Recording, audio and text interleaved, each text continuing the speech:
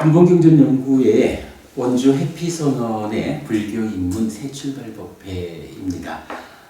이러저러한 형편 때문에 법회를 많이 좀 쉬었습니다만은 그래도 형편 닿는 만큼 공부를 해가지고 오늘 새출발법회 교리 측면의 10번째 법회가 됩니다. 동섭씨 우리 지난주에 불교라는 이 종교, 이 가르침의 토대가 되는 것이 있다 라고 보았죠. 가르침의 토대 어떤 게 있었나? 보시 아니죠. 그와는 좀 다른 측면이죠. 그거는 이제 공덕행의 토대가 되는 거 이럴 때 되고 그렇죠. 은희 씨 우리 가르침의 토대 첫째 업, 둘째 결실 있음, 결실 있음 이래 되는 거죠. 그리고 세 번째가 노력. 이런 세 가지 토대 위에서 부처님은 법을 설했다. 그게 무슨 얘기인가요? 어쨌든 우리가 태어나서 살아간다라고 하는 것은 무언가 결정되어 있는 것이 아니고 업이라고 하는 우리의 삶, 우리의 행위를 누적해 가면서 나를 만들어가는 것이다. 결국 내 삶을 결정하는 것은 업이다, 행위다.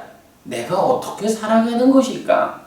내 삶의 결과들이 쌓여가지고 나를 만들고 나의 삶을 행복할 것인지 괴로울 것인지 이걸 결정하는 것이다. 이런 의미죠. 업이라는 토대가. 그리고 결실이 있습니다 라고 하는 것은 마치 농사를 지으면 흉작이 있든 풍작이 있든 결실이 있죠. 이렇게 어떤 행위를 하면 그 행위에 결과가 있다. 결실이 있다. 이런 거죠. 그래서 부처님 가르침의 중심에는 뭐니 해도 어떤 행위, 즉 업이 괴로움의 결실을 맺느냐, 행복의 결실을 맺느냐, 부처님 가르침의 중심에는 사실은 그것이 있다라는 걸 우리가 강조하는 거죠. 은희 씨 그럴 때 괴로움을 결과 맺는 행위, 업으로는 어떤 게 있어요? 대표적인 얘기만 우리가 해보자면 불선업, 좀 더 구체적으로 말하면 10악업, 그죠? 은희 씨는 지난번에 5계를 지키면 부자 됩니다 이랬더니 나는 내일부터 5계를 지키는 사람이 될 거야 이렇게 이제 말을 했어요. 그래서 그때 이제 동섭 씨가 그보다는 10선업 이야기를 해서 다 타당합니다. 그런데 10악업을 짓지 않는다, 10선업을 실천한다라는 것이 5계를 지키는 삶보다는 좀 더 포괄적이다. 이렇게 이제 우리가 공부를 했죠. 어쨌든 이제 그게 다 그런 이야기예요. 5계를 지키지 않는 삶, 좀 더 포괄적으로 말하면 10악업을 짓는 삶은 가르침의 토대인 업의 측면, 이 업에는 결실이 있다라고 하는 토대, 여기에서 괴로움의 결실을 만드는 거기 때문에 우리가 피해야 한다 이렇게 말을 하는 거죠. 그리고 난 5계를 지켜서 부자가 되고 싶어요 라든가 10선업을 실천함으로써 삶을 향상하겠다 라고 말하는 것도 똑같은 거예요. 업이라고 하는 토대, 이 업의 결과들이 쌓여가지고 나를 만들고 나의 삶을 행복할 것인지 괴로울 것인지를 결정하는, 그래서 그것이 업에는 결실이 있는 것이다 라는 토대, 이 토대라는 입장에서 말할 때 5계를 지키는 삶은 그러한 행위의 결실로 행복을 가져오는 것이다. 제가자기 세간의 삶에서도 이렇게 5계를 지키는 삶이 가져오는 결실의 한 가지 측면이 부자 되는 거예요. 이런 측면이 있는 거예요. 그리고 좀 더 포괄적으로 말하면 십선업을 실천한다 라는 이것이 행복의 결과를, 그 결실을 맺는 것이다. 이 측면인 거죠. 그리고 동섭씨가 지난번에 우리 그 얘기했죠. 고둔치를 올라가는 게 봉화산을 올라가는 것보다, 우리가 봉화산 꼭대기에서 좋다라고 하는 것보다는 고둔치에 올라가가지고 좋다 하는 게 훨씬 더 크더라. 그 차이가 무엇일까? 봉화산 올라가는데 필요한 노력보다 고둔치 올라가는데 필요한 노력이 더 큰 거예요. 더 큰 노력을 내가 투자하면 더 큰 결실이 생겨나는 거예요. 그래서 부처님 가르침의 토대는 이렇게 업이, 행위가 누적되어서 나를 만든다. 나의 삶의 질을 결정한다. 그래서 업이 토대다. 이 업에는 결실이 있다 라는 것이 두 번째 토대다.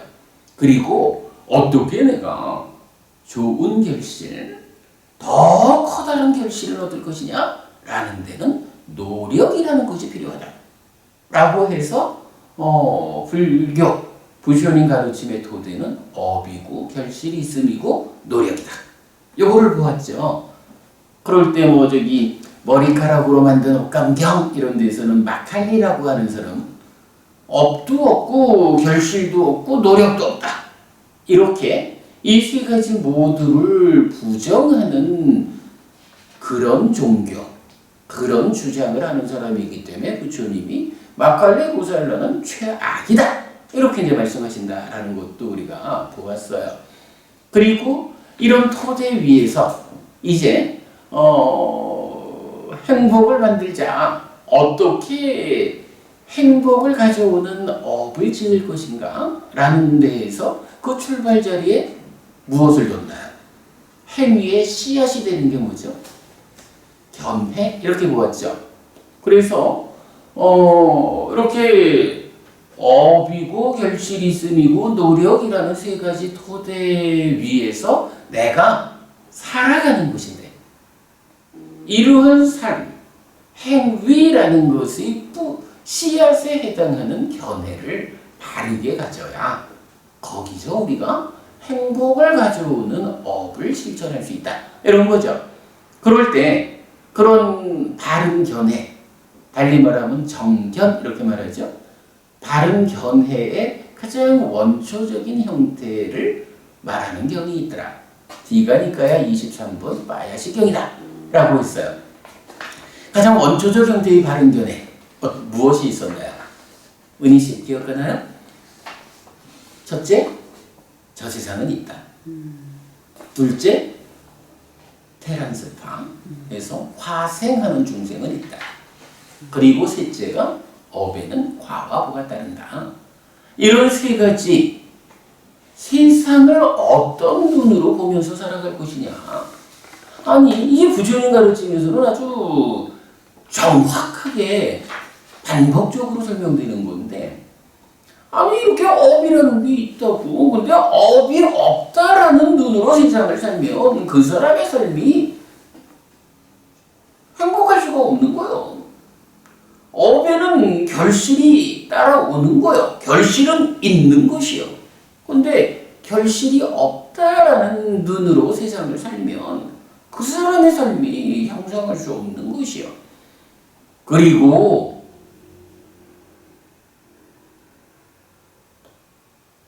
말을 조금 잘못했지. 토대하고 견해하고를 달리 말했지. 저 세상이 있다라고 부처님이 분명히 알려주는데, 저 세상은 분명히 있는 거예요. 죽으면 또 태어나는 거예요. 유대하는 거예요. 그런데 저 세상은 없다라는 눈으로 세상을 살면 그 사람의 삶이 행복할 수가 없는 거예요. 더 향상할 수 없는 거예요. 화생하는 중생이 있어서 우리가 윤회하는, 죽고 또 태어나는 자리가 인간과 짐승으로 이 세상만 있는 게 아니라 지옥도 있고 아귀도 있고 하늘도 있다. 이런 부분을 부처님이 분명하게 보아서 알려주시는데, 아이고 화생이라는 그런 세상은 없어. 그저 눈에 보이는 인간과 짐승만 있을 뿐이야. 이런 눈으로 세상을 살아가지고 그의 삶이 형성할 수 없다 라고 말하는 거예요.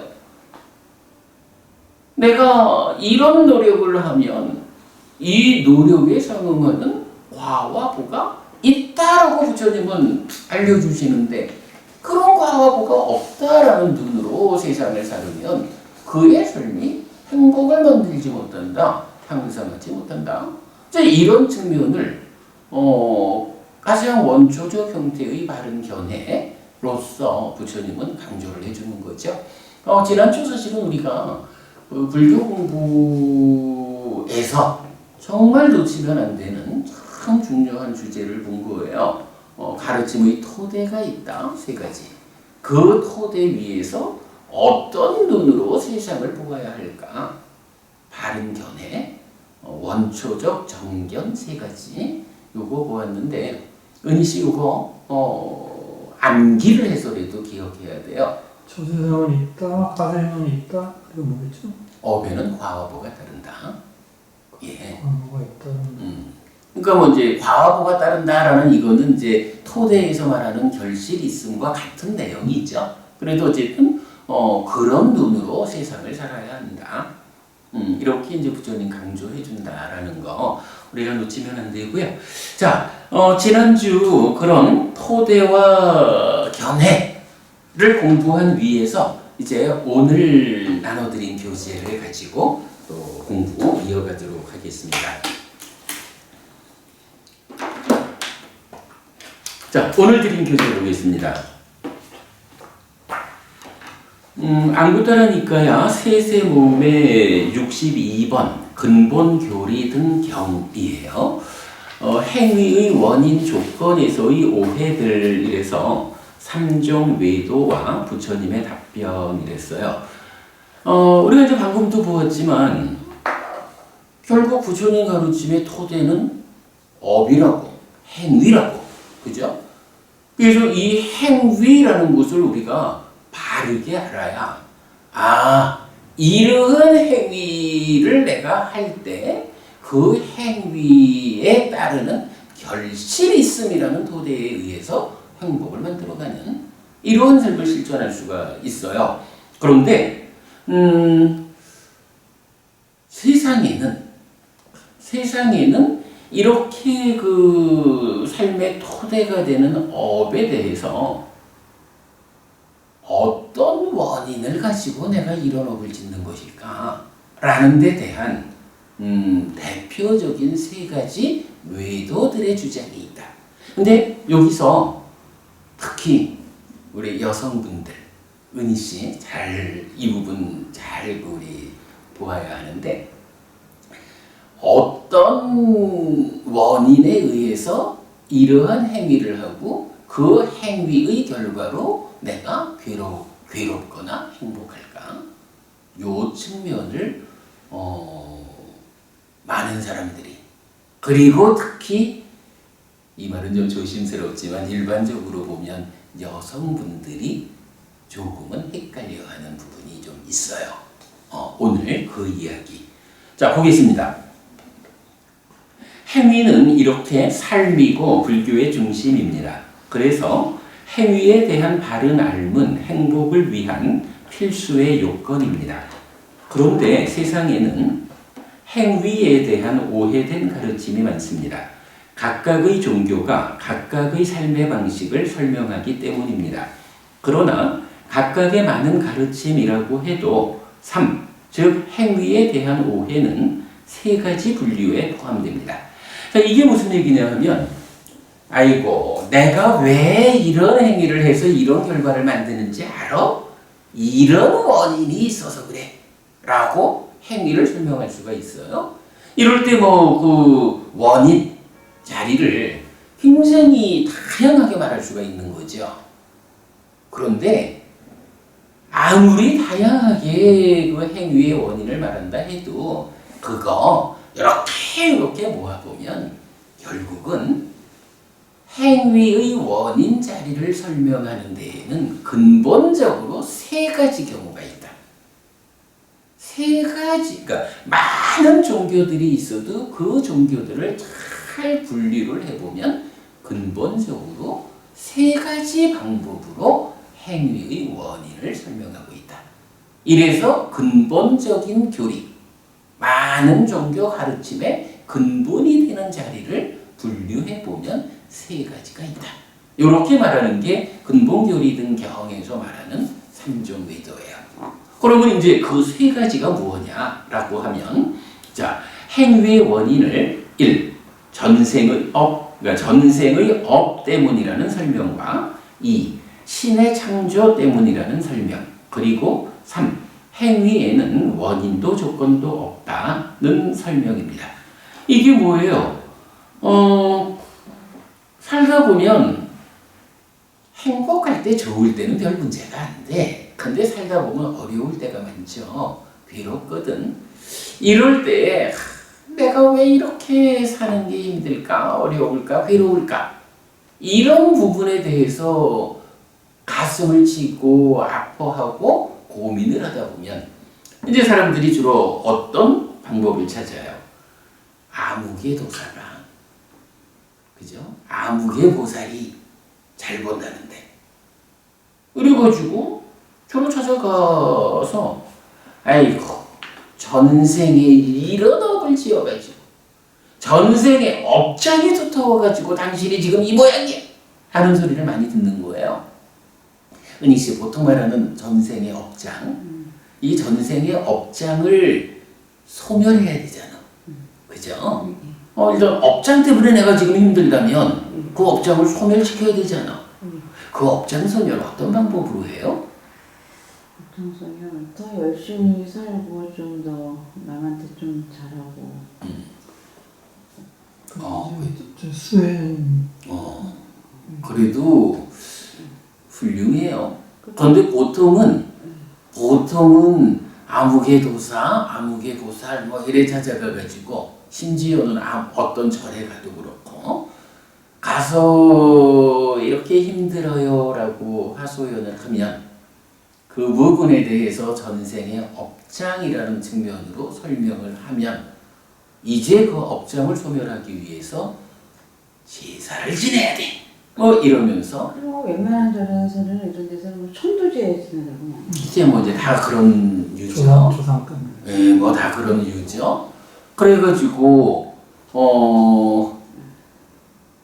1,000,000원짜리 제사는 지내야겠어. 뭐 이래 해서 1,000,000원 제사를 지내죠. 그런데 이게 또 좀 잘 안 풀어지면 또 다시 가가지고 아이 보살님, 도사님 왜 이거 제사가 효과가 없어? 이러면 지난번에 정성이 좀 부족했어. 조금 더 크게 해야 되겠어. 3,000,000원. 뭐 이런 식으로 하다 보면 제사 지내느라고 폐가망신하는 집안도 있어요. 지금 이제 은희 씨나 동섭 씨 말했듯이 전생의 업장이 문제가 된다면 내가 지금 더 잘 살고 더 노력하고 더 수행하고 이렇게 해서 극복해야 한다라고 하면 타당한 거예요. 그런데 일반적으로 전생의 업장, 달리 말하면 업법 이런 문제가 나오면 그 부분을 이러이러하게 얼마짜리 제사를 지내면 되겠어. 이런 식으로 접근을 하다 보면 오히려 더 큰 문제를 야기하는 이런 문제가 있죠. 여기 이제 약간 보통 행위의 원인을 내가 지금 왜 이럴까? 라고 할 때 그 자리를 전생의 업 때문이야. 이렇게 설명하는 가르침이 많다 이거예요. 그러니까 다양한 종교, 다양한 주장이 있을 때 그거를 취합하면 세 개로 분류할 수 있는데 그 중에 첫 번째 전생의 업에다가 책임을 매기는 거예요. 그리고는 전생의 업이 나빠서 그러니 별 수 있냐 그거 풀어야지. 이래가지고 그걸로 인해서 더 큰 문제를 불러오는 이런 부분들이 우리 사회에 많죠. 내가 여자분들 이런 얘기를 한 게 이게 좀 혼날지 몰라도 사실은 엄마들의 그 가족을 생각하는 간절한 마음이 정확한 알미 없다 보면 어디든 가가지고 이래라 그래! 라고 말하면 그대로 끌려가는 경우가 많죠. 이렇게 조심해야 되는 거죠. 그리고 두 번째가 뭐냐 하면 신의 창조 때문이다 라고. 아니 뭐 인간을 나를 창조주 신이 있어가지고 나를 창조했는데 내가 어떻게 살 거냐, 행복할 거냐, 괴로울 거냐. 아니 당연히 나를 만든 그분의 뜻에 따르는 거지 뭐 라고 내 삶에 대한 모든 책임을 창조주인 신한테로 떠넘기는 뭐 이런 종교, 이런 주장들이 동섭씨 엄청 많죠? 네. 세상에 하여간 많은 종교들 가르침들을 모아보면 하나는 그 전생의 업이라는 쪽으로 모아가고 또 하나는 창조자인 신이 있어. 그의 뜻이요. 이렇게 말하는 게 또 한 가지다 이거예요. 그리고 세 번째는 아이고 사는 거요 그냥. 뭐 원인이고 조건이고 그런 게 있어. 사는 거요. 뭐 이렇게. 사실은 이제 우리가 살다 보면 이게 잘 살 때는 별 문제가 없는 거예요. 행복할 때는. 문제를 살다 보면 삶이 어렵고 괴로워. 그때 이 괴로움, 아픔의 문제를 해결해야겠는데 어떻게 해결할까? 은희씨, 내가 왜 아픈지 모르는데 그 아픔을 해결할 수 없죠? 네. 그래서 우리가 행위의 원인이라는 부분을 주목해야 하는 거야. 그런데 그 행위의 원인에다가 전생의 업이라는 것을 세우는 것도 문제가 좀 소지가 있어요. 창조주 신에 의한 이렇게 말하는 것도 문제의 소지가 있어. 근데 아예 그 자리에다가 원인도 조건도 없어. 그냥 그런 거예요. 이렇게 말한다면 아니 그러면 원인도 조건도 없이 내가 살아가지고 이렇게 힘들다면 이 문제를 어떻게 내가 해결할 거예요? 해결책이 안 나오는 거예요. 이런 부분이 우리 사실 살다 보면 많이 보는 거예요. 지금 이 근본교리 등 경, 보통은 외도의 주장경 이렇게 번역하는 경인데, 이 경에서 보면 하여간 세상에 많은 종교, 많은 주장들을 하지만 그것을 모아서 분류해 보면 대표적으로 이런 세 가지가 있다. 이렇게 말하는 거예요. 그럼 이렇게 세 가지로 모아주는 이유는 뭘까? 이제 부처님 입장에서는 많은 사람들이 그런 세 가지 방법으로 말을 하지만 사실은 그게 사실이 아니여 틀렸어. 정말 행위의 원인은 무엇이냐? 이거요. 요렇게 잘못된 거를 꼬집어주고 올바른 것을 가르쳐주기 위해서 부처님이 이런 이야기를 하시겠죠. 오늘 공부의 주제는 요겁니다. 자, 그럼 이제 계속 읽어볼게요. 1. 삼종외도.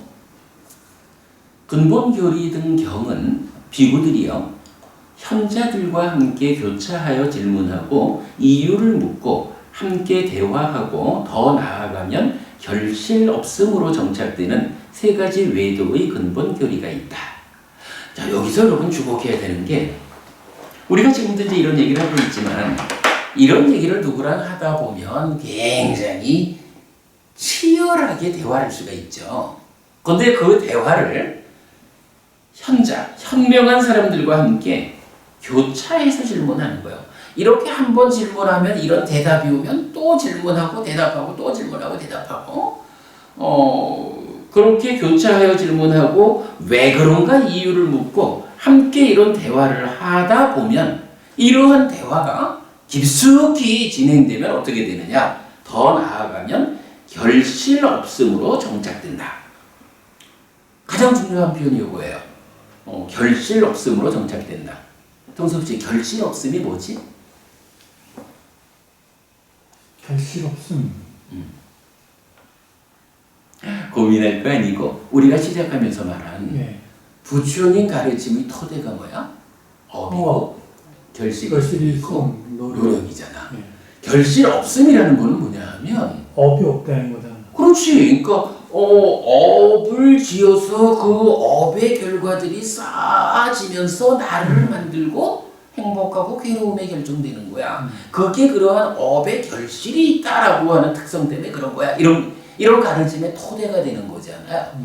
그런데 이렇게 교차해서 질문하고 이유를 묻고 함께 대화하고 그래서 더 나아가면 결실 없음으로 정착된다라는 이야기인 거야. 업 자체가 부정적이야. 그렇죠. 바로 이 세 가지는 이런 부처님의 가르침의 토대 밖에 있는, 달리 말하면 진리 아닌, 달리 말하면 우리 삶의 이야기의 사실적이지 않은 잘못된 주장이다.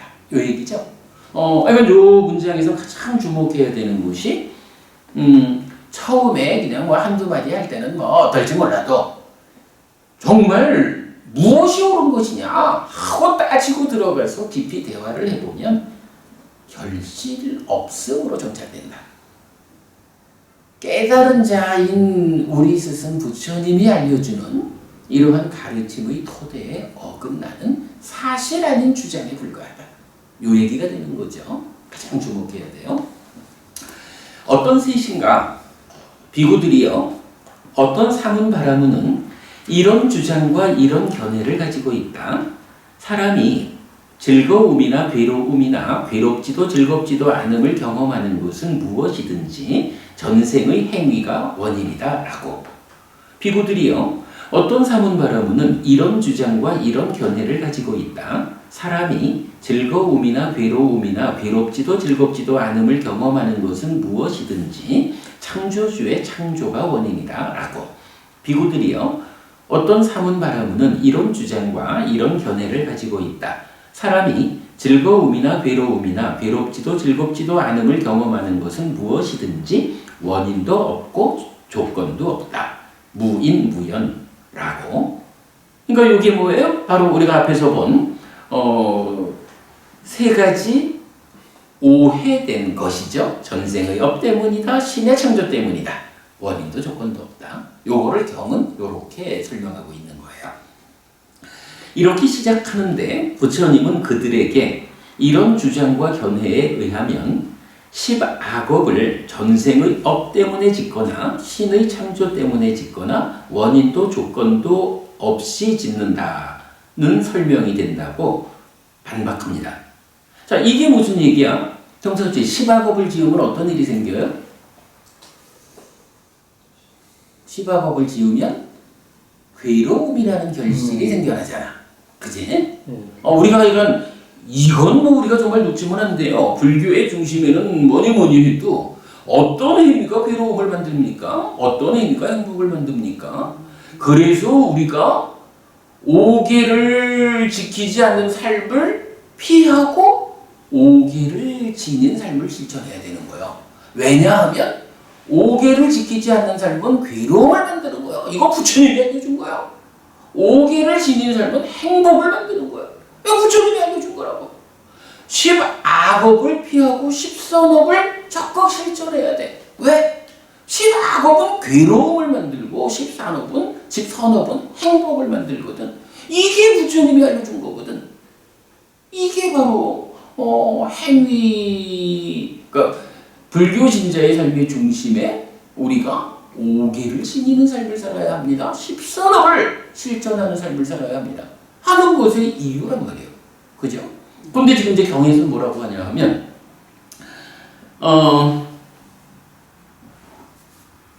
만약에 이런 세 가지의 주장에 의해서 보면, 그러니까, 전생의 업이라든가, 창조주라든가, 또는 원인도 조건도 없다거나, 이런 주장에 의해서 보면, 10악업을 이제 누가 짓는 거야. 근데 10악업을 왜 지을까? 라고 말해보면 이 주장에 의하면 첫째, 전생의 업이 그래서 이게 내가 10악업을 지으려고 해서 짓는 게 아니고 내가 전생에 지어놓은 업이 그래가지고 나는 지금 내가 지금 나쁜 짓을 하려고 하는 건 아닌데 어떻게 뭐 업이라는 게 전생의 업을 원인으로 지어지는 건데 내가 전생의 업이 나빠가지고 지금 10악업을 짓는 걸 뭐 어쩌라고 이렇게 말하게 되는 거예요. 만약에 창조주 신에 의해서 업을 짓는 거라면 지금 10악업을 짓는 사람이 너 왜 그러니? 라고 말하면 아니 나한테 모르지 마. 내가 지금 악업을 지으려고 짓는 게 아니요. 나를 창조한 그분이 계시잖아. 그분의 뜻에 의해서 내가 지금 행위하는 거예요. 그게 악업으로 나타난 것 뿐이지 뭐. 이래야 될 거 아니에요. 아니 나보고 뭐라 그러지 마. 내가 원인도 조건도 없이 이렇게 지어지는 게 그런 건데 어쩌라고. 근데 문제는 이게 그렇게 지어지는 악업이 동석지 다시 뭘 만든다고? 괴로움. 괴로움을 만들잖아. 근데 그 괴로움을 누가 겪는 거야? 내가 겪는 거. 내가 겪다고. 그러면요, 문제는 그거요. 내가 지금 괴롭거든. 내가 괴로운데 왜 괴로운가라고 보니까 10악업을 짓는, 5계를 지키지 않는 이런 삶들이 쌓여가면서 나를 괴롭게 만드는 거야. 그런데 문제는 그게 물론 나의 행위 때문에 남들이 영향받는 것도 있지만 그 전에 우선 내가 괴로우니까 내가 괴롭지 않으려면 10악업을 짓지 않아야 되는구나. 10악업을 짓지 않으려면 어떻게 해야 하나? 악업이라는 게 어떤 원인, 어떤 조건에 의해서 지어지는 것인지를 바로 알아가지고 그 원인 조건을 바꿔주면, 그죠? 원인 조건이 이러할 때에 악업이 지어져가지고 내가 괴롭다면 이 원인 조건을 바꿔버리면 악업을 안 짓고 내가 괴롭지 않을 거 아니야. 그런데 이 자리에서 사람들이 말하기를 그 악업을 말이요 왜 짓느냐 하면 전생의 업 때문에 그렇게 결정되어서 짓는 거니까 그 악업을 당신이 피할 수 없어. 말은 좋아. 근데 문제는 뭐냐 하면 피할 수 없다라고 하면 내가 괴로움을 겪어야 되거든. 동섭씨 그거 싫죠? 이게 문제인 거죠. 창조주 신의 뜻에 의해서 그렇다라고 해도 나는 그 악업을 안 짓고 행복하고 싶은데 괴로움을 만들지 않고 싶은데 그 행위의 결정권이 나한테 있는 게 아니고 신한테 있어. 그러면 어떻게 내가 이 문제를 해결하냐고. 다른 방법이 있나 뭐. 신님 도와주세요. 이렇게 기도할 수밖에 다른 방법이 없잖아. 원인 조건이 없다라고 하면 그건 대응을 못하잖아. 그죠? 이런 문제들이 있는 거예요. 그래서 우리가 부처님 가르침의 토대가 업이고 결실이 있음이고 노력이다. 이 부분을 놓치면 안 된다라고 하는 게 바로 이런 문제가 있는 거예요. 내가 지금 괴로워. 사는 일이 너무 힘들고 아파. 이 부분 왜 이럴까라고 보니까 내가 5계를 지키지 않고 있고 10악업을 행하면서 살고 있구나. 이거 바꿔야겠구나. 어떻게 하면 바꿀 수 있을까? 내가 이렇게 살아가는 그 원인의 자리에 이런 문제가 있구나. 라고 보아서 이걸 바꿔냄으로써, 그죠, 은희씨? 이걸 바꾸는 노력을 하는 거잖아, 그지? 이걸 바꾸는 노력을 통해가지고 10악업을 정산하고 5계를 지키지 않는 삶을 피해가지고 그럼으로써 괴로움을 겪는 삶을 탈피하고 행복을 누릴 수 있는 이렇게 삶을 바꾸는 거, 이게 우리가 공부하는 거죠. 이게 부처님 가르침이지. 지금 여기서 바로 그 얘기를 해주는 거예요. 만약에 그게 사실이라면 10악업을 지어가지고 괴로움을 겪어야 되는 그것이 그것 때문이란 말이죠. 그럼 나는 어떡하라고. 이런 문제의식이에요. 자, 계속 읽어봅니다. 그리고 이 세 가지의 중심을 두면 관심이거나 노력이거나 이것은 행해야 할 것이라거나 이것은 행하지 않아야 할 것이라는 되돌아옴이 없다. 이렇게 행해야 할 것과 행하지 않아야 할 것에 대해 사실과 믿을 만함으로부터 보지 못하기 때문에 삿띠를 놓치고 보호하지 않고 머무는 자에게 스스로 법다운 사문이라는 주장은 없다라고 법에 맞는 질책을 합니다. 바로 이런 이야기죠. 내가 괴롭지 않아야겠다라고 내 삶을 바꾸기 위해서 노력을 해야 하는데, 근데 이런 세 가지 주장이 사실이라면, 아니 내가 악업을 짓는 것이 나의 어떤 원인에 의해서 짓는 게 아니라 이런 다른 원인 때문에 짓는 거니까 내가 무슨 일을 할 수가 있어, 그죠? 내 삶을 바꾸기 위해서 관심을 가질 수도 없고 노력을 할 수도 없고, 이것은 해야 하고 이것은 하지 않아야 한다라고 어떠한 행위를 되돌아보고 반성해서 올바른 행위로 되돌리는 이런 일들이 아무런 의미가 없다는 거예요. 그러니 내 삶을 어떻게 행복하게 만들어 가느냐. 부처님이 그냥 다른 사람들이 어떤 주장을 하는 거 나하고 교리가 다르고 그래서 불교와 다른 종교를 만드니까 저 종교를 깨트려야 우리가 교세가 커진다, 이런 것 때문에 다른 종교를 비판하는 게 아니에요. 사실을 보자는 거요. 사실을 보아가지고 좀 더 많은 사람들이 어떻게 그들의 아픈 삶을 청산하고 행복한 삶으로 나아갈 수 있을까? 그러기 위해서는 우리 사회에 잘못된 주장을 하는 그들을 사실에 의해서 반박하고, 자, 이렇게 당신은 틀렸다. 그러므로 틀린 주장을 대중들이 뒤따라가지 않아야 한다. 그대들의 삶을 아픔으로부터 구제해야 한다. 이런 말씀을 부처님은 이 경을 통해서 하는 것이다. 이런 부분을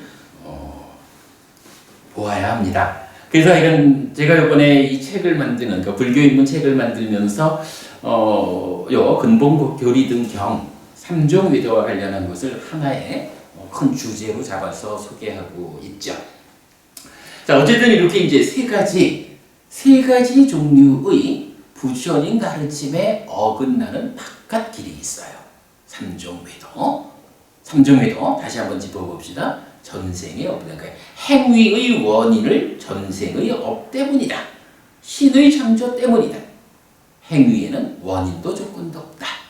라는 이 세 가지가 사실은 세상에 다양하게 말해지고 있는 그 주장들을 취합해보면 세 가지다. 이렇게 우리가 이해할 수 있는 거예요. 3종 외도라고 하는 이 용어는 교리적으로 비중이 큰 용어예요.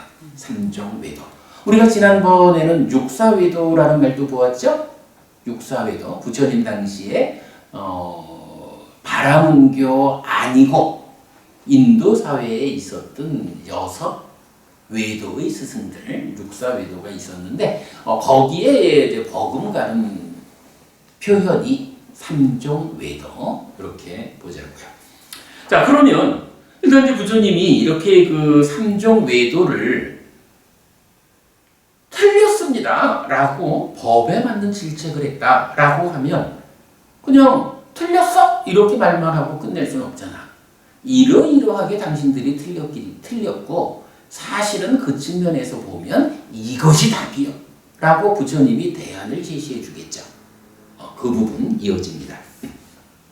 이 3종 외도의 논파, 또한 이런 세 가지 주장은 다른 경들을 통해 논파되는데 이어지는 책 불교인문 2 사실의 중심 주제입니다.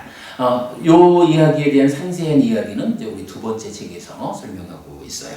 자, 어쨌든 이제 요점적으로만 보겠습니다. 3종 외도 중에 첫 번째 1. 전생의 행위. 자, 전생의 행위를 어떻게 부처님은 논파하는가 라는 측면입니다. 36번 상류자의 21번 시와가 경은 곧다마 존자시여 어떤 사문바라문들은 이런 주장과 이런 견해를 가지고 있습니다. 어떤 것이든 사람이 즐거운 느낌이나 괴로운 느낌이나 괴롭지도 즐겁지도 않은 느낌을 경험하는 것은 모두 전생의 행위에 기인한 것이다 라고. 요거 앞에서 보았지만 첫 번째 주장 그대로죠. 그러니까 이제 누가 부처님한테 온 거야. 와가지고 부처님, 어떤 사람들이 이런 주장을 해요. 말하자면 삼종 외도 중에 첫 번째에 해당하는 이런 주장을 합니다 라고 말을 하는 거예요. 자, 그러면서 여기에 대해서 고타마尊자께서는 어떻게 말씀하십니까? 라고 질문을 한 거예요. 삼종 외도 중에 첫 번째 주장을 하는 사람이 우리 곁에 참 많은데 부처님 생각은 어떠세요?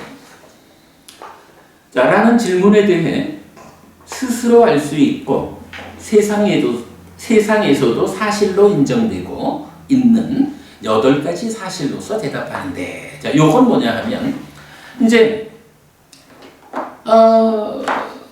요 이제 질문에서도 그러잖아. 그 뭐냐 하면 이런 3가지 느낌을 경험하는 것은 모두 전생의 행위에 기인한 것이다. 모두라고 말하죠.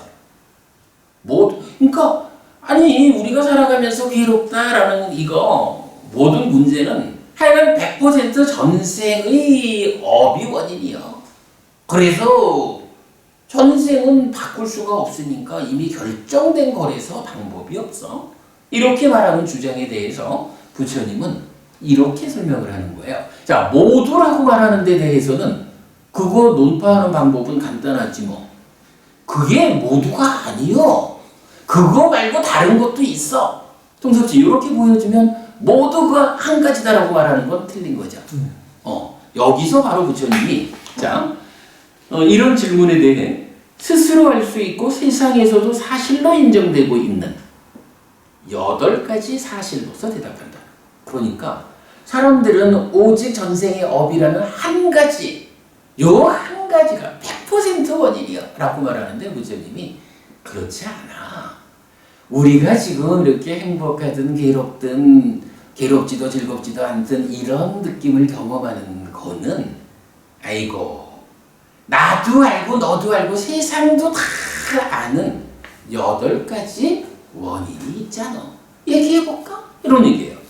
아니 그러면 우리가 다 알기를 8가지 원인에 의해서 그렇다라는 걸 아는데 누가 오직 한 가지만으로 결정돼 이렇게 말한다면 그건 뭐 얘기거리도 없이 그가 틀린 거지 뭐.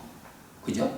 자, 그러면 이제 그 8가지가 무엇냐 하는 게 시와가경의 주제예요. 그래서 첫째는 담즙, 둘째는 점액, 셋째는 바람, 그리고 3가지가 겹침, 기후, 고르지 못함, 갑작스러움, 업보입니다. 자, 8가지가 뭐냐 하면 담즙이라는 건 뭐예요? 우리 저기 그 담즙이 안 나오는 그 뭐라 그러지? 그 병이 있잖아. 그 담즙, 쓸개즙. 췌장이죠, 췌장. 담즙이 안 나. 그리고 왜 담석. 담석이라는 게 이 저 쓸개즙, 담즙이 나오는 거기가 막히는 거잖아. 거기에 뭐 이렇게 저기 굳어가지고, 그죠? 뭐가 굳어서 돌처럼 되어가지고 그게 막히는 병이 그거잖아.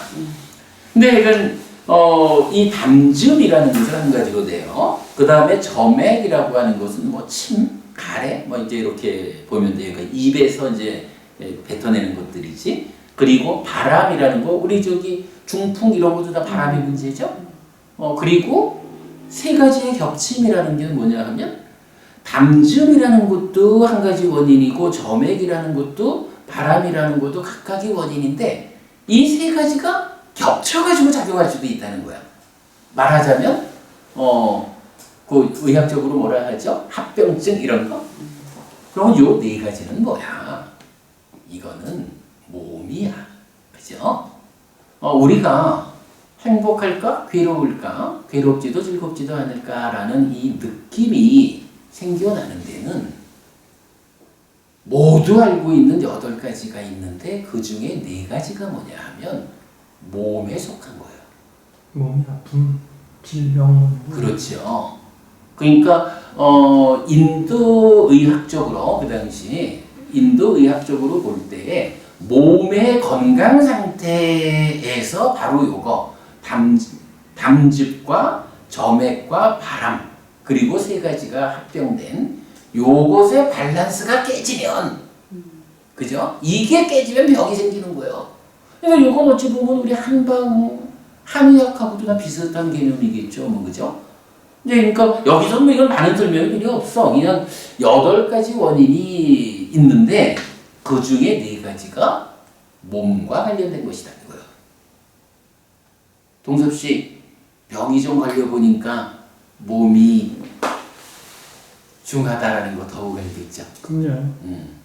우리가 이게 이제 보통 보면 불교 신자들이 마음을 이제 강조해서 마음 위주로만 이제 삶을 보려 하는 경향도 좀 있는데 부처님 말씀은 그게 아니야. 우리가 행복하려면 몸이 잘 관리돼야 돼. 몸이 병 없이 건강해야 하는 것이 지금 뭐 이거를 뭐 산술적으로 볼 수는 없지만 어쨌든 8가지 중에 4가지를 몸에다가 두는 거예요, 부처님은. 불교 신자들이 이런 공부를 통해서 평상시 삶에서 참 몸을 잘 관리해야 하는구나, 건강 관리를 잘해야 하는구나 라는 부분을 분명히 인지해야 해. 그 다음에 이제 5번째가 뭐냐 하면 기후야. 기후의 변화 이래 나오는데 이건 뭐 저기 환경의 문제 이렇게 보면 되겠죠. 지진이나 그런 모든 태풍 이런 거 포함한 걸. 모든 하여간 이제 환경적인 이야기. 그냥 쉽게 말하자면 이제 동섭 씨도 이제 반팔 입고 왔네. 나도 이제 조금 지나면 반팔을 입어야 되겠지. 만약에 우리가 계절이 여름이 되어 가는데도 불구하고 아이고 나는 계절과는 상관없이 사는 사람이요 하고 한겨울 옷을 고집한다면 거기서 어떤 일이 생길까? 기후가 변화하는 환경의 문제에 따지자면 적절하게 대응하지 못하는 거야. 그죠? 현명하게 대응하지 못하니까 그것을 원인으로 땀을 찔찔 흘리면서 살아야 하는 괴로움이 생기는 거예요. 기후의 변화, 포괄적으로 말하면 환경이라는 측면에 우리가 적절히 대응해야 하는 이런 부분도 내가 괴로울 것인지 행복할 건지를 결정하는 원인 중에 하나다. 당연하죠. 이거 부정할 수 없죠. 부처님은 이렇게 설명을 해주는 거예요. 자, 그리고 6번째가 뭐냐 하면 고르지 못함이라고 말해요. 요 고르지 못함이라는 건 이제 뭐냐 하면 마음의 문제야. 동섭 씨 요새 수행을 시작하고 수행을 더 잘하기 위해서 또는 일을 더 잘 해내기 위해서 요즘 술을 잘 안 하신다고. 지난번 수업 동영상 보니까 주변에 술 좋아하는 친구 많아요. 그랬더니 내가 제일 좋아하는데 뭐 이렇게 말합니다마는 술이라고 하는 것이 사실은 우리 삶을 힘들게 한다고? 근데 요새 동섭 씨 수행을 열심히 하는 사람이 되어가고 있고 뭐 진짜 오늘 우리 수업 시작하기 전에 뭐 잠시나마 수행을 했을 때 굉장히 그 자세가 편해졌거든. 이런 부분이 뭐냐 하면 내 마음이 술로 집중돼 버리는 거야? 아니면 마음이 도박으로 집중돼 버리는 거야? 마약으로 집중돼 버리는 거야? 주의 집중. 내 마음이 살아가면서 내 삶의 다양한 측면에 대해서 골고루 잘 주의를 나누어 가면서 살아야 삶의 괴로움을 만들지 않잖아요. 일을 할 때는 일에 맞게 주의를 집중해야 하고 공부를 할 때는 공부에 맞게 집중을 해야 하고 사람을 만날 때 사람에 맞춰서 주의를 집중해야 하고 이런 마음을 고르게 잘 써야 하는데 문제는 지나치게 술을 좋아하는 사람은 오직 마음이 술로 가 있어. 지나치게 노름을 좋아하는 사람은 오직 노름으로 가 있고 마약으로 가 있고 뭐 이런 부분이 어때요? 우리 삶에 커다란 괴로움을 만들죠. 그래서 내 마음이 어디에 주의 집중을 하느냐 이 주의 집중이 고르게 우리 삶의 다양함에서 각각에 잘 대응할 수 있도록 주의 집중이 되어야 한다. 그런데 그러지 못한 사람은 괴로움을 만든다. 그러니까 이런 우리 마음의 주의 집중이 고르지 못하다라고 하는 것도 괴로움을 만드는 분명한 원인이다.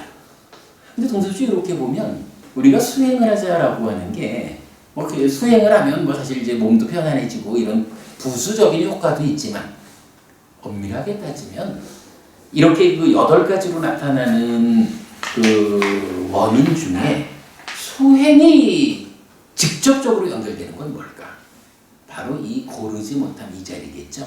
어떻게 내 마음을 잘 제어해가지고 진짜 괴로움을 만드는 쪽으로 내 마음이 치우쳐가지고 잘못 살아나는 이런 일을 하지 않도록 마음을 잘 제어한다, 단속한다.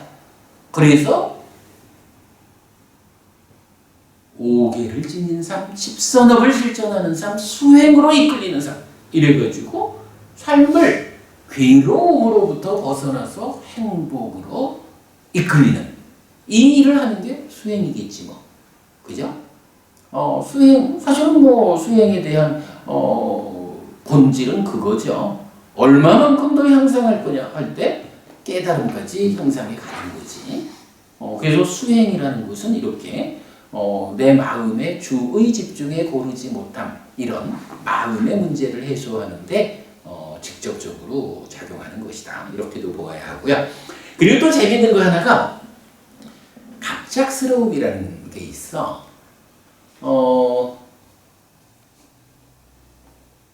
은희 씨 예를 들어가지고 말이에요. 어디 이렇게 이제 길을 가다가 바람이 불었어. 그래가지고 위에 그러니까 건물에 달려 있는 간판이 떨어지는 경우가 있잖아. 지나가다가 간판이 떨어져가지고 맞아가지고 다쳤어. 이건 누구 탓을 해야 돼? 간판 탓을 해야 돼. 그래, 그러니 그 간판이 어떻게 탓을 할까? 근데 이런 부분을 보면 참 부처님이 정확해.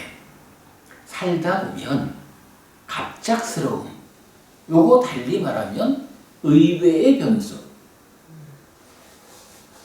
은희 씨 요새 그 장사가 좀 어렵다가 그 요새 그 뭐 재난지원금이 풀렸지.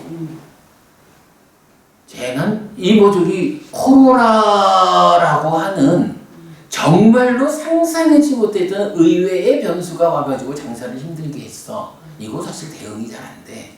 그죠? 이건 사실 이런 부분은 웬만해서 내 노력 가지고 대응하기 어려운 부분이 인간의 삶이 제한되다 보니까 있다고.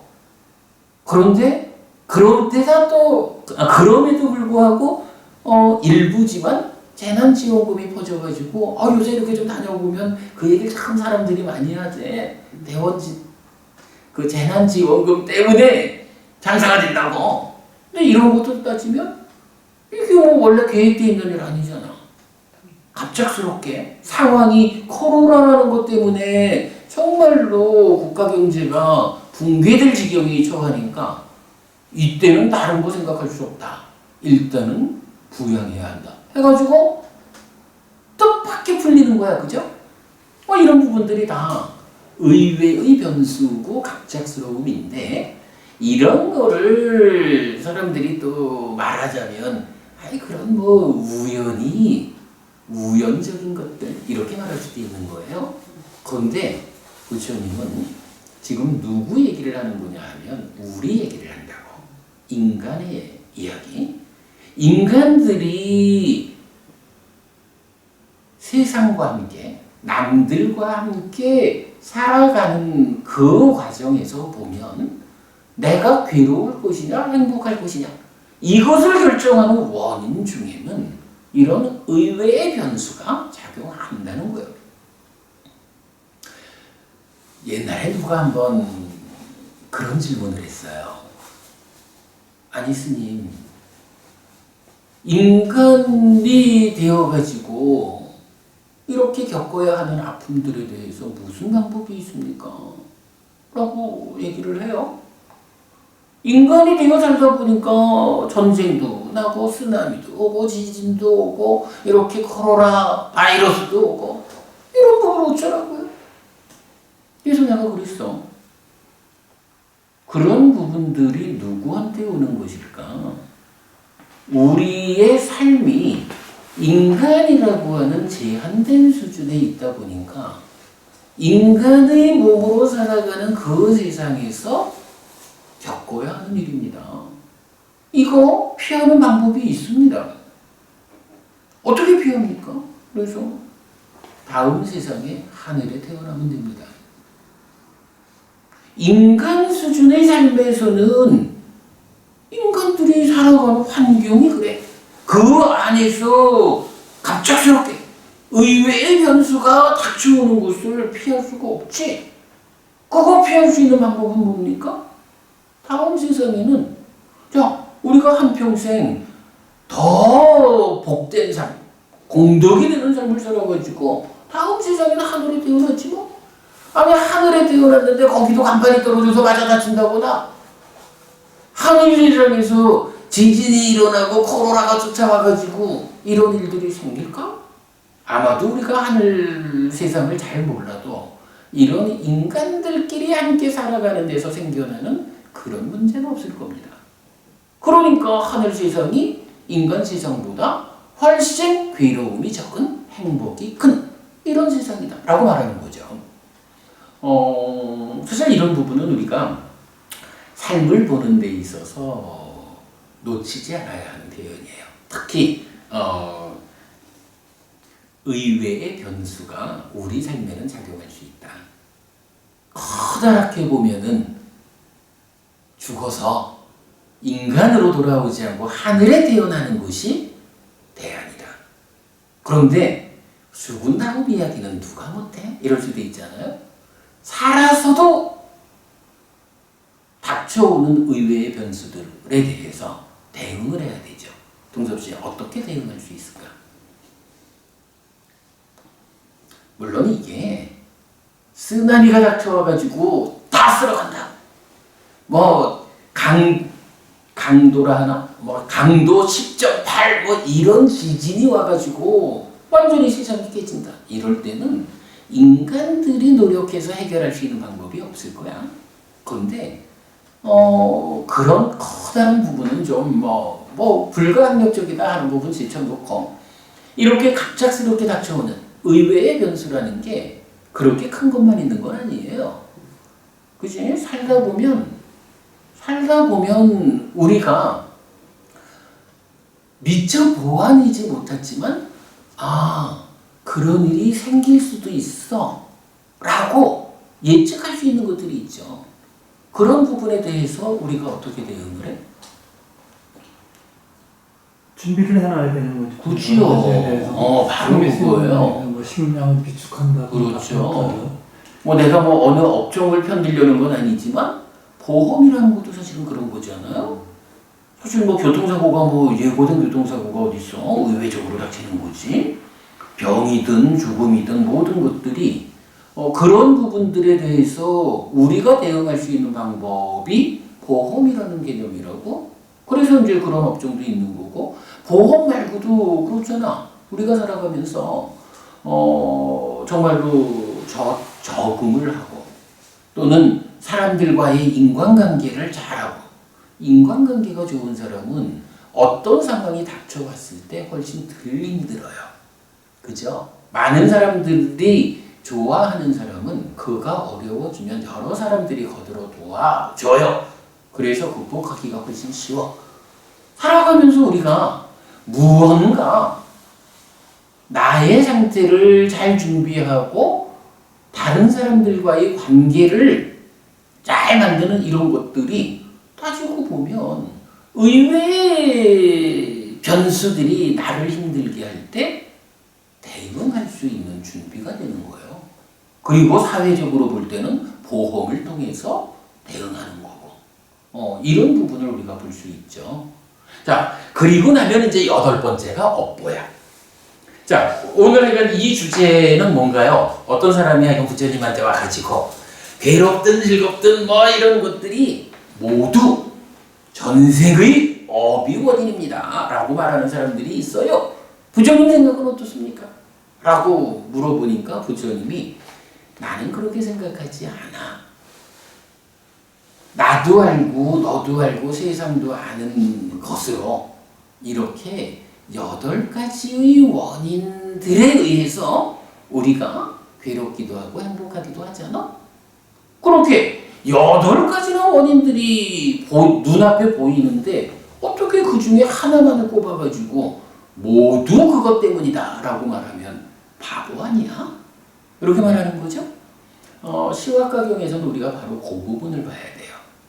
그리고 그 위에서 이 8가지 경우를 부처님이 설명하는구나. 아, 내가 행복할까 괴로울까를 결정짓는데 절반은 몸과 관련된 거니까 내가 몸 관리를 잘해야 되는구나. 건강 관리를 해야 되는구나. 이 측면 봐야 되죠. 그리고 환경의 변화에 대해서 현명하게 잘 대응해야 되는구나. 수행을 통해서 공부를 통해 가지고 내 마음이 주의 집중을 잘못하는 데서 생겨나는 이런 문제들을 선제적으로 제어해야 되는구나. 그리고 평상시 잘 준비되는 삶을 통해서 갑작스러운 의외의 변수가 닥쳐왔을 때 그로 인한 괴로움을 최소화해야 되는구나. 그리고 마지막 8번째로 작용하는 원인이 업보야. 전생의 업이라는 거. 물론 이제 업보가 꼭 전생만을 말하지 않고 우리가 지난 60년 살아온 것도 말하겠지만 그냥 이런 쉽게 전생이라고 보자고요. 은희 씨, 우리가 만약 이런 부분을 안다 하면 내가 일이 잘 안 풀려. 이럴 때에 아무개 도사, 아무개 보살 찾아갔더니 전생의 업이 해서 업장 그거 소멸해야 돼. 1000만원짜리 제사 정도는 될 거예요. 이렇게 말할 때 속아 넘어갈까? 그렇진 않죠. 그죠? 내가 지금 일이 안 풀려 사는 일이 힘들어 라고 하면 이런 부분을 봐야 돼. 첫째, 내가 몸 관리는 잘하고 있는 것일까? 절반이야. 그리고 환경적으로 이 환경이라는 게 기후나 이런 물질적인 환경도 있고 은희 씨 우리 경제적인 환경도 다르게 포함할 수 있겠죠? 그렇죠. 이런 부분 나의 삶을 둘러싼 환경적인 부분을 내가 잘 꿰뚫어 볼 수 있는 지혜를 그러려면 책을 보아야 하고 공부를 해야 하고 이러겠죠? 그리고 내가 정말로 어느 한쪽에 치우쳐가지고 내가 너무 술만족한다든가 너무 내가 외골수적인 어떤 집착을 하고 있다거나 내가 이런 부분을 가지고 있으면 이게 괴로움을 만들고 이것 때문에 내가 지금 이렇게 힘들 수도 있구나 라고 보아가지고 현명하게 사는 방법 그걸 위해서 수행도 해야 하고 이런 부분 대응이 되는 거죠. 그러고도 의외적으로 닥쳐오는 어떤 상황들 이런 상황에 대응하기 위해서 내가 얼마만큼은 그래도 대비하기 위해서 모아야 하는구나. 얼마만큼은 내가 보험도 들어야 하는구나. 차를 탈 때는 반드시 보험 없는 차는 타지 않아야겠구나. 이런 삶의 자세가 필요한 거예요. 그리고 마지막 8번째 한 가지가 그런데도 불구하고 이건 내가 정말로 전생에 지은 업장이 두터워가지고 이런 아픔을 겪나봐 라고 판단할 수도 있어요. 그럴 때는 어떻게 해야 되겠어? 요거는 이제 우리 다음 주에 볼 주제지만 업장 소멸이라는 주제가 또 나온다고. 내가 정말로 지금 사는 일을 잘 해가지고 자 업장 때문에 괴롭다라고 할 때 산술적으로 말하면 8분의 1이야. 8분의 7을 내가 잘하면 어때요? 8분의 1이 아무리 나빠가지고 나를 힘들게 해도 8분의 7이 힘이 있어가지고 야 우리 7이 힘을 합쳐가지고 싸워가는데 네가 혼자 힘으로 우리를 당할 거야?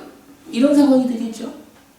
전생의 업보 업보라는 거 이거는 불교가 전생의 업의 원인을 부정하는 게 아니에요.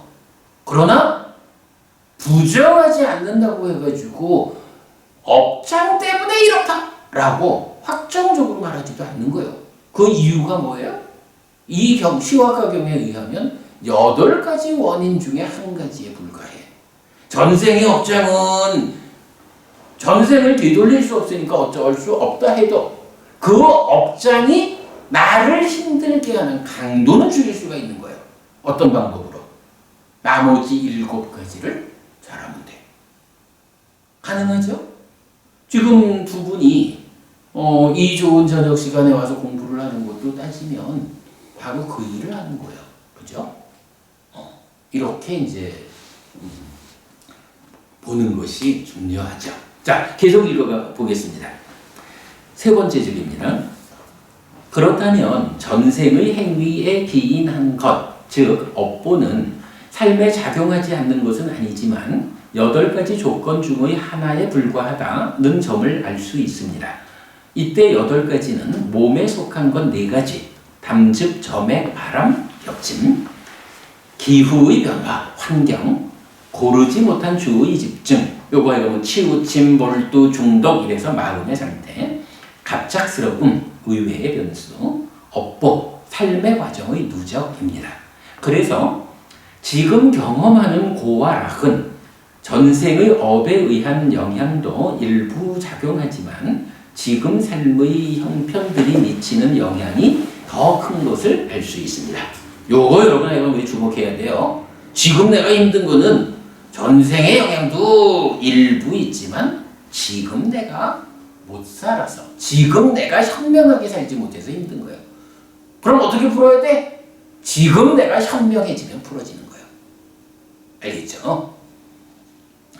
과거의 것인 업보는 수정할 수 없는 것이므로 나머지 7가지로 구성된 지금 삶의 개선을 위한 노력이 행복한 삶을 위한 바른 방향이라고 하겠습니다. 자, 3정의도 3가지 중에 첫 번째 전생의 업과 관련한 부분을 시화가경에서 부처님은 이렇게 8가지의 원인을 제시하는 방법을 통해서 그거 틀렸다. 그리고 우리가 어떻게 살아야 하는지 전생의 업보 그 업장에 대해서 어떻게 대응해야 하는지 하는 것을 알려주고 있다. 이렇게 말하겠어요. 자, 다음 2번째입니다. 창조주의 창조. 앙구타라 니카야 세세 모음 137 출현경, 그리고 상류타 니카야 12번 상류타 20번 조건경은 삼법인과 연기에 대해 열애들의 출현이나 출현하지 않음을 원인으로 움직이지 않는 원리이고 법으로 확립된 사실이고 법으로 제한된 것이라고 설명하면서 부처님은 이것을 깨닫고 실현하였다고 말합니다. 존재하는 것들의 근원을 신의 창조에 두지 않고 원리, 이치, 사실, 법에 둔 가르침입니다. 그런데 이런 깨달음은 완전한 깨달음입니다. 그래서 부처님은 완전한 깨달음을 성취한 분, 즉 정등각이고 존재에 대한 바른 시각은 부처님의 시각인 것입니다. 이런 바른 시각에 의해서 부처님은 신의 창조 때문이라는 주장을 사실이 아니라고 질책하는 것입니다. 이야기는 이제 좀 하자면 길어요. 근데 몇 주 전에 우리 부산 모교일 법회에서 우리가 이제 지금 수업은 불교인문 1번 책의 내용이잖아요.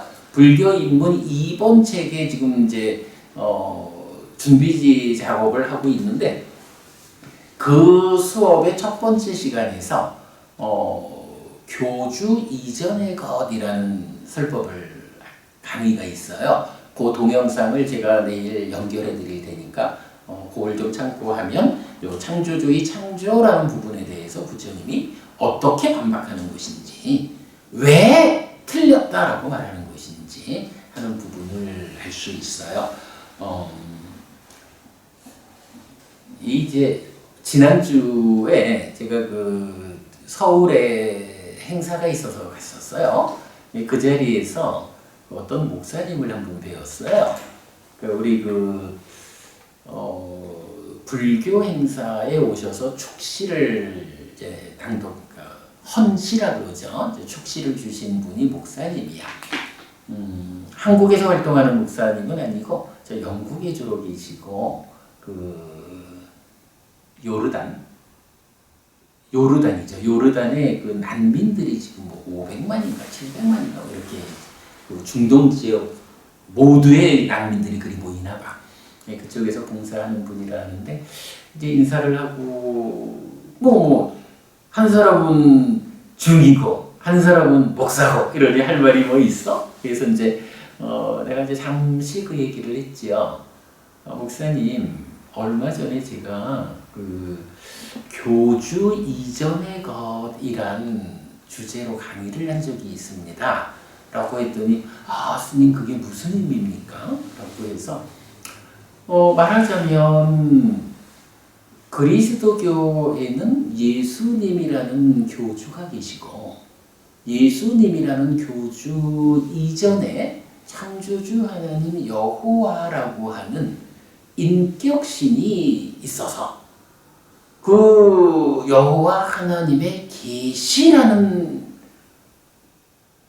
방법, 형태로 교주인 예수님이 계시다.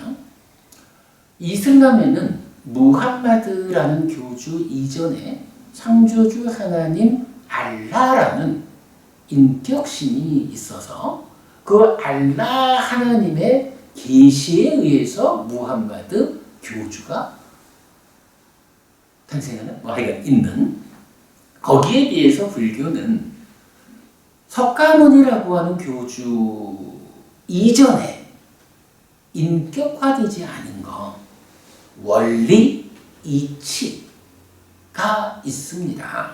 삼법인이라고도 하고 연기, 12연기라고도 하는 이러한 우리 삶에 세상에 적용되는 원리가 있다. 이치가 있는데 이것에 대해서 석가모니라는 교주, 부처님은 계시라는 방법이 아니라 깨달음이라는 방법으로 역으로 접근해가지고 이치에 나왔다. 그래서 유일신 종교에서는 인격화된 창조주 하나님, 그 신이 있고 그의 계시에 의해서 교주가 존재한다면 인격신이 전제되지 않는 불교는 교주의 깨달음이라는 방법에 의해서 교주 이전의 것인 원리, 이치에 접근합니다. 이런 설명을 간략히 해드렸는데 종교가 무엇일까라는 부분도 설명할 수 있고 굉장히 그 중요한 주제인데 제가 얼마 전에 설명한 게 있어요. 관심이 있으면 그 동영상 연결해 드릴 테니까 보시면 되고, 이제 그런 방법에 의해서 부처님은 내가 지금 행복할지 괴로울지 이거 창조주 신의 뜻에 의한 것이요 라고 말하는 것은 사실이 아니다 라고 질책한다. 사실은 뭐냐? 우리 삶이 나의 행위의 그 원인 조건의 자리에 무엇이 있어서 내가 행위를 잘못해서 괴로움을 만들까? 그 원인 조건을 어떻게 제어해서 행위를 바르게 함으로써 행복을 만들까? 이렇게 보아야 하는 것이요 라고 부처님은 말한다. 자, 창조주의 창조 그렇게 하고 넘어갑니다. 그 다음에 이제 3번 무인무연이에요. 한편 무인무연은 육사외도 중 한 사람인 뿌라나 까사빠의 주장인데 1. 중생들의 오염과 청정 2. 알지 못하고 보지 못하는 것과 알고 보는 것에 대한 주제입니다. 그리고 이경, 금공고리 등 경에서는 업의 원인 조건에 대한 주장으로 나타나는데 앙구타라 니카야 열애모흠 47번 마할리경은 여기에 답을 줍니다. 마할리경에서 대덕이시여 무엇이 악업을 짓고 악업을 계속 행하기 위한 원인이고 무엇이 조건입니까? 라고 질문을 받은 부처님은 마할리요. 탐이 악업을 짓고 악업을 계속 행하기 위한 원인이고 탐이 조건이다. 마할리요. 진이, 치가, 비열이 자의가, 잘못 지향된 마음이 악업을 짓고 악업을 계속 행하기 위한 원인이고 잘못 지향된 마음이 조건이다. 마할리요. 이것이 악업을 짓고 악업을 계속 행하기 위한 원인이고 이것이 조건이다 라고 답하고 대덕이시여 그러면 무엇이 선업을 짓고 선업을 계속 행하기 위한 원인이고 무엇이 조건입니까? 라는 질문에 대해 마할리요. 무탐이 선업을 짓고 선업을 계속 행하기 위한 원인이고 무탐이 조건이다. 마할리요. 무진이, 무치가, 열이 자의가 바르게 지향된 심이 선업을 짓고 선업을 계속 행하기 위한 원인이고 바르게 지향된 심이 조건이다. 마할리요. 이것이 선업을 짓고 선업을 계속 행하기 위한 원인이고 이것이 조건이다 라고 답합니다. 자, 여기에서 5가지가 나오죠. 악업을 짓는 데는 탐, 진, 치, 비열이작의 잘못 지향된 마음 요 5가지가 나와요. 근데 요때 그 비열이작이라는 건 뭐냐 하면 우리가 방금 그거 봤죠? 고르지 못함. 내 마음, 내 주의 집중이 고르지 못하는 데서 생기는 문제 이거 봤잖아? 그런 주의 집중하는 그거를 작의라고 불러요. 작의. 마음이 작용하는 거야. 마음이 어디로 집중? 그런 식. 비열이작의라고 하는 건 뭐냐 하면 그러니까 열이작의라는 것은 이 주의 집중이 이치에 맞게 잘 하는 거예요. 현명하게 주의 집중하는 거고 비열이작의는 그걸 잘못하는 거야. 그러니까 동섭씨 아까 우리가 술로 주의가 집중되면 마약으로 집중되면 뭐 이렇게 표현했었죠? 그게 뭐야? 주의 집중이 잘못되는 거지. 뭐 그냥 이제 대략적으로 말하면 비열이작의라는 거는 내 마음의 작용이 주의 집중이 그렇게 잘못되는 거 이렇게 이해를 하면 돼요. 그리고 잘못 지향된 심 이건 뭐야? 내 마음이 지향하는 거예요. 뭐 이거는 뭐 연결되어 있기 때문에 유사한 개념인데 내 마음이 어디로 지향을 할까? 무엇을 목적으로 지향할까? 마음의 지향이란 개념을 말할 수 있죠? 그게 잘못되면 그래서 내 마음이 잘못 지향해가지고 고르지 못한 주의 집중, 비열이작의를 하면 악업을 짓는 거야. 근데 왜 내 마음이 이렇게 잘못 지향되고 비열이작을 할까? 내 마음 저 안에서 탐진치가 작용을 하면 그래. 동섭씨, 탐진치를 뭐라고 부르지? 탐진치 삼독. 그래, 삼독 이렇게 말하죠. 삼독. 마치 독약을 먹는 것 같다는 거야, 탐진치라는 게. 우리 탐진치에 대해서 나중에 공부할 거예요. 근데 어쨌든 우리가 보통 아는 욕심내고 성내고 어리석은 이렇게 이제 말하지만 뭐 사실은 이제 그보다는 좀 더 깊은 이야기인데 어쨌든 이 탐진치라고 하는 이것이 내 마음 안에서 독약처럼 작용해. 내 마음을 독에 중독된 아픈 상태, 그러니까 잘못된 상태로 만들어버리면 이 마음이 잘못 지향되고 주의 집중을 잘못해. 요렇게 지금 표현하는 거야. 그게 지금 탐진치 비열이작의 잘못 지향된 심. 그래서 요렇게 5가지의 마음 상태로 있을 때 악업을 짓고 괴로움을 만든다. 요 얘기예요. 그런가 하면 그 다음은 뭐야? 무탐, 무진, 무치. 열이작의 바르게 지향된 심. 이건 뭐겠어? 내 마음 안에 무탐, 무진, 무치니까 뭐야? 탐진치가 없는 거야. 탐진치가 잘 제어된 거야. 그러니까 마음이 청정해졌어. 청정해진 마음이니까 바르게 지향하고 그래서 주의 집중을 고르게 잘하는 거예요. 이치에 맞게. 그러면 어떻게 된다고? 선업을 짓는 거예요. 선업을 지으니까 행복해지는 거예요. 이렇게 말하는 거예요. 자, 3번째 외도가 뭐 잘못된 게 뭐냐면 무인무연. 그러니까 전생의 업도 아니고 창조주 신의 문제도 아니고 원인 조건이 없어 이렇게 주장하는 사람이 많다는 거야. 특히 요즘 같은 과학 시절에는 더 그래요. 요즘 같은 과학 시절에 무슨 이렇게 이제 말하는 게 많아. 그런데 부처님 말씀은 뭐예요? 아니다 이거요. 악업을 짓든 선업을 짓든 거기에는 원인 조건이 다 있어. 어떤 거라고? 내 마음속에 탐진치가 있어서 마음이 잘못 지향되고 주의 집중을 잘못하는 요게 악업을 짓는 원인이고 조건이에요.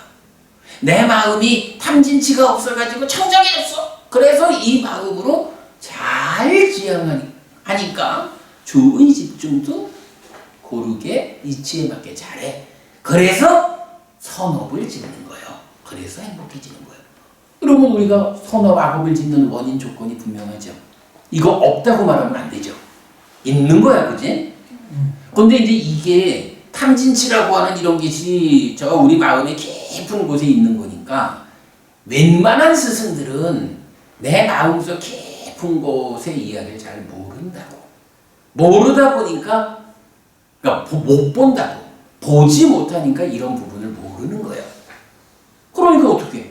보지 못한다? 모른다. 이러니까 어떤 경계선에다가 전생에 지은 업장이요? 창조주 신의 뜻이요?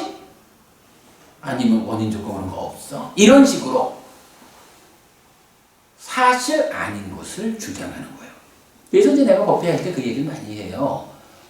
삶의 심오함의 끝에 닿은 부처님의 깨달음, 부처님의 가르침, 삶의 심오함의 끝에 탐진치라고 하는 이것이 있어서 내 마음을 탐진치에 오염된 마음으로 생겨나게 할 것이냐, 탐진치에 오염되지 않은 청정한 마음을 생겨나게 할 것이냐, 그로 인해서 악업과 선업을 따로 짓고 행복할 것이냐 괴로울 것인가가 결정된다고.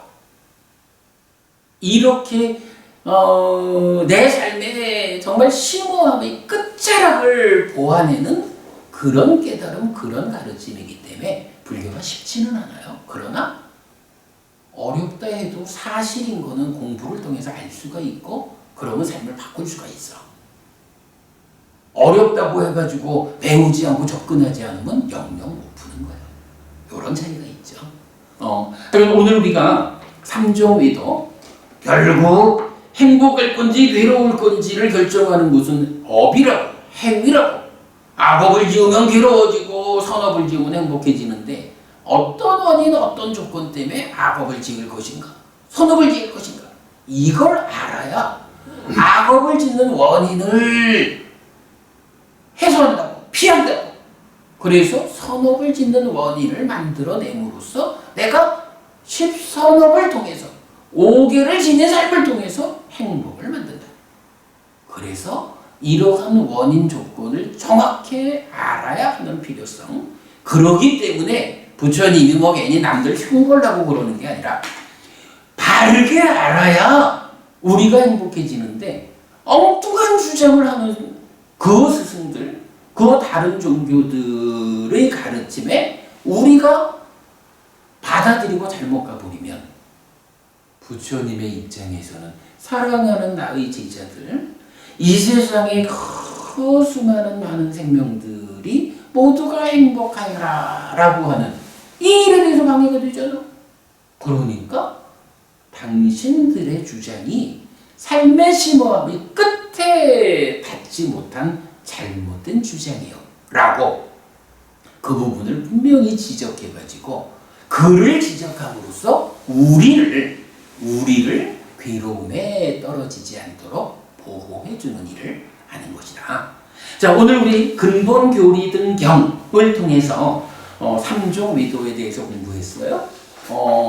오늘 해간 업이, 행위가 어떤 원인, 어떤 조건에 의해서 선과 악으로 지어지는 것일까 하는 부분 공부했습니다. 자, 오늘 수업 여기까지 하겠습니다. 수고하셨습니다. 네, 수고하셨습니다.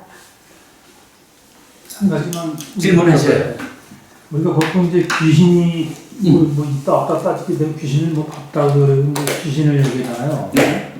그럼 그 귀신 근데 그게 뭐 없다고 그럴 것도 아니고 이제 또 우리가 죽으면 뭐 마지막 숨이 뭐 다음 생에 첫 번째 숨이라고 또 이제 부처님 가르침에 나오고 그러잖아요. 그럼 그 귀신은 그 말은 안 나와. 네? 그러니까 마지막 숨이 첫 번째 숨이다 이런 말은 안 나와. 근데 그 귀신 이런 존재도 예, 우리가 그런 건 부정할 수 어떻게 우리가 이해해야 돼? 그뭐 화생의 한 부분이라고. 예, 뭐 그 부분은 우리가 이제 앞으로 그 시간을 좀 가지고 공부를 하면 좋겠어요. 특히 이제 경에는 지금 이제 그 얘기를 하는 것도 사실은 그런 귀신 들려가지고 힘든 사람들이 많이 있잖아요. 빙의라 그러지. 실제로 있잖아요. 아, 그럼 있죠.